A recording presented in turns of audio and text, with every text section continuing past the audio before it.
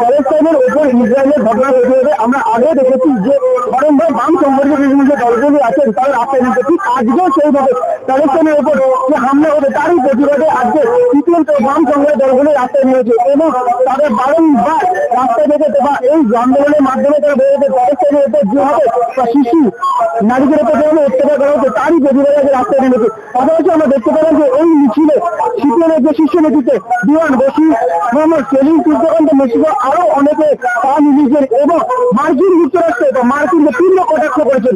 আজকে আপনারা আবারও রাস্তায় নেমেছেন প্যালেস্টাইনের, গোটা বিশ্ব নেমেছে রাস্তায়। যারাই মানব দরদী, যারা শান্তির পক্ষে, যারা অন্যায়ের বিরুদ্ধে, তারা সবাই নেমেছে। লন্ডনে হোক, প্যারিসে হোক, ওয়াশিংটনে হোক। আজকে দাঁড়িয়ে মুম্বাইতে, চেন্নাইতে, হায়দ্রাবাদে, কলকাতায়, দিল্লিতে সর্বত্র হচ্ছে। বামপন্থী দলগুলো আমরা এখানে ডাক দিয়েছি 17 তারিখে আজকে যে জাতীয় দিবস হিসেবে পালন করা হবে, সলিডারিটি ডে। কারণ আমাদের দেশের সরকার আমাদের বিদেশ নীতি, স্বাধীন বিদেশ নীতি থেকে সরে গিয়ে আমেরিকা, ইসরায়েলের তাবেদার হয়ে যাচ্ছে এবং দাঁড়িয়ে যুদ্ধবিরতির প্রস্তাবেও তারা ভোট দিচ্ছে না। এত ইসরায়েলের লেউজুর হয়ে যাচ্ছে। গোটা বিশ্বে এখন ইসরায়েল ধিক্কৃত হচ্ছে। যেখানে ইসরায়েলের মন্ত্রী, শান্তি অফিসারকে লোকে দেখছে তখন ধিক্কার দিচ্ছে, আর মোদি এখন গিয়ে নেতাদের সঙ্গে বন্ধুত্ব করছেন, তারও প্রতিবাদ আমরা করছি। এখন গাজায় যেভাবে প্রতিদিন গণহত্যা হচ্ছে, যেভাবে ত্রাণ শিবিরে ত্রাণ পৌঁছতে বাধা দিচ্ছে, এমনকি ত্রাণের লাইনে যে শিশুরা দাঁড়িয়ে আছে তার উপরে বোমা বিস্ফোরণ করছে ইসরায়েল।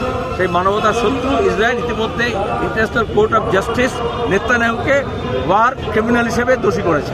ইসরায়েলের সঙ্গে দেখা গেল যে প্রথমে প্যালেস্টাইনের যুদ্ধ এবং তারপরে দেখা যাচ্ছে ইরানের সঙ্গে যুদ্ধ, কিভাবে দেখছেন? ইসরায়েল এমন একটা রাষ্ট্র সে শান্তি থাকতে পারে না। দেখলে না আমেরিকায় ইসরায়েলের প্রতিদিকে দেখে বলছে তোমরা ফাঁসি নাজি। দুর্ভাগ্যের বিষয় যে তারা এখন মার্কিন সাম্রাজ্যবাদের মদতে বিশ্বের কোনো আইনকে মানছে না। তার বিরুদ্ধে এই জন্য জনগণকে রাস্তায় নামতে হবে। কিন্তু ইসরায়েলের যে এই যে যুদ্ধ কোথাও গিয়ে কি ভারতের অর্থনীতির উপর প্রভাব ফেলতে পারে? অবশ্যই। প্রত্যেকটা যুদ্ধ মানুষের জীবনকে দুর্বিষহ করে তোলে এবং বিশেষত এখন ইরান এবং ইউরোপের যে হামলা হলো, পারস্য উপসাগরে এই মিসাইল আক্রমণ হওয়া মানে হচ্ছে যুদ্ধ হওয়া মানে হচ্ছে এখানে তেলের দাম, গ্যাসের দাম, প্রাকৃতিক খনিজ তেলের দাম বেড়ে যাবে। আর পৃথিবীতে অন্য জায়গায় দাম বাড়লে আবার কমে, কিন্তু আমাদের দেশে একবার বাড়লে আর কমে না। কিন্তু ইরান এবং ইসরায়েল দুজনেই তো বন্ধু হিসাবে পরিচিত ভারতের।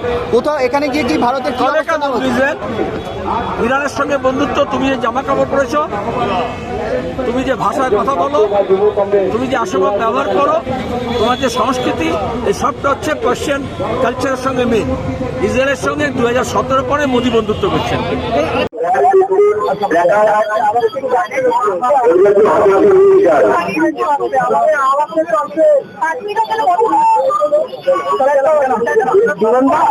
কি দাবি নিয়ে আপনারা রাজপথে এনেছেন? আজকে খুব সিম্পল ব্যাপার। ইসরায়েল হামলা করে যাচ্ছে প্যালেস্টাইনের উপরে। তার প্রায় 216 দিন ধরে তারা এই ক্রমাগত হামলা আক্রমণ করছে। ইসরায়েলের প্যালেস্টাইনের উপরে হামলা আক্রমণ এমন পর্যায়ে গেছে, গাজায় যে রিলিফ সেন্টার গুলো আছে সেখানে মেডিকেল হেল্পের যে এইডের যে ব্যবস্থা আছে তার উপর আক্রমণ করছে। এমনকি সমাজকর্মী, ইন্টারন্যাশনাল খ্যাত সমাজকর্মী গ্রেটা থুনবার্গ যখন জাহাজ নিয়ে যাচ্ছে, সেখানে বিদেশি মানুষ, নিরন্ন মানুষ, তাদেরকে খাদ্য সরবরাহ করা, মেডিসিন সরবরাহ করা, তাকেও আটকে দিয়েছে। আটকেছে কোথায়? আটকেছে ইন্টারন্যাশনাল সীমানায়। নিজের দেশ থেকে জলের সীমানা, নিজের দেশ থেকে জলের যে সীমানা তার বাইরে আন্তর্জাতিক সীমানায় তাকে ঘিরেছে, ধরেছে সবাইকে। এখনই যেটা শুনবার তাকে জোর করে নিয়ে যেয়ে বেলারুস থেকে প্যারিসে পাঠিয়ে দিয়েছে। এই যে বোম্বে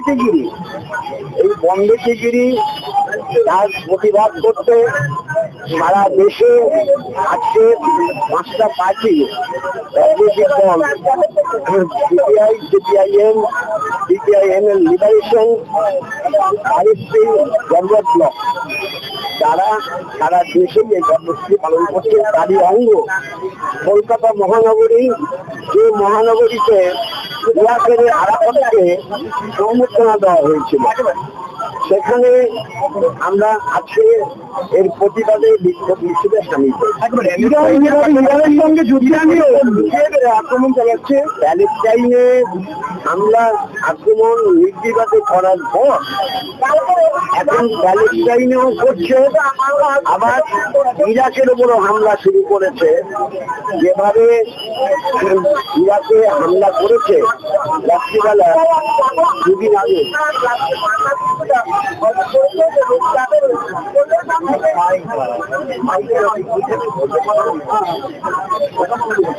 আমরা হিমাচল প্রদেশের সঙ্গে টাইম চক্রবর্তী রিপোর্ট দিবেন ব্লক নিউজ।